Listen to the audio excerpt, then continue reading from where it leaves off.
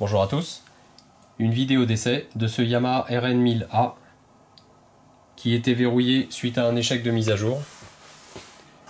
Je fais cette vidéo d'une part pour vous montrer que l'anomalie est corrigée, mais d'autre part pour vous montrer que l'appareil a subi un choc transport, vous le voyez ici. Il est probablement venu heurter un accessoire, puisque la cliente l'a réexpédié dans son carton d'origine, mais sans remettre les cales en position supérieure.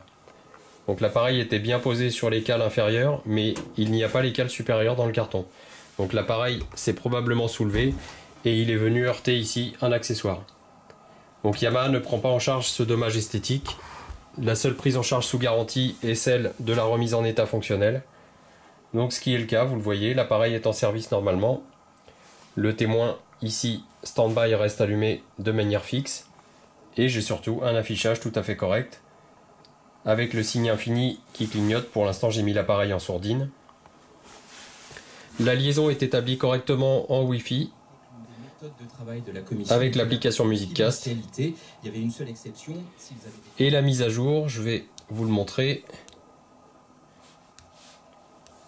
L'appareil est normalement dans sa dernière version logicielle, c'est-à-dire la 1.08. Voilà. Donc on a le nom de l'appareil, son nom sur le réseau, ses identifiants.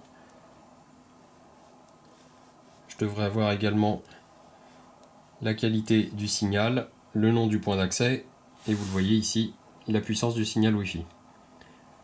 Donc ce que je vais conseiller à la cliente pour éviter toute anomalie pendant les mises à jour, c'est avant de lancer la mise à jour, utiliser l'application et vérifier la qualité du signal Wi-Fi.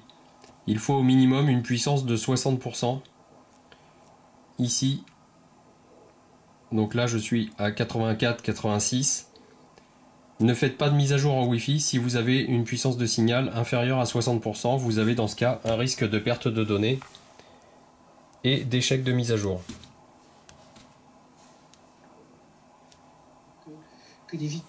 Donc l'appareil est fonctionnel, pilotable. Les deux canaux sont présents. On le voit bien que là, il faut une décision générale. Les commutateurs ne sont pas endommagés. Les boutons ne sont pas endommagés non plus. Les potentiomètres basse, aigu, balance, loudness.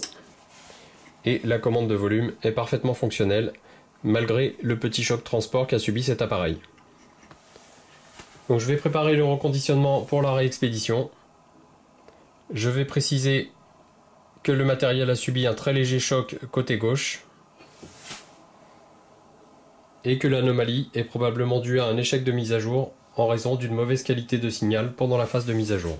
Cuisine Xina présente son offre, jusqu'à 100% de la pause offerte. Ah ça c'est bien.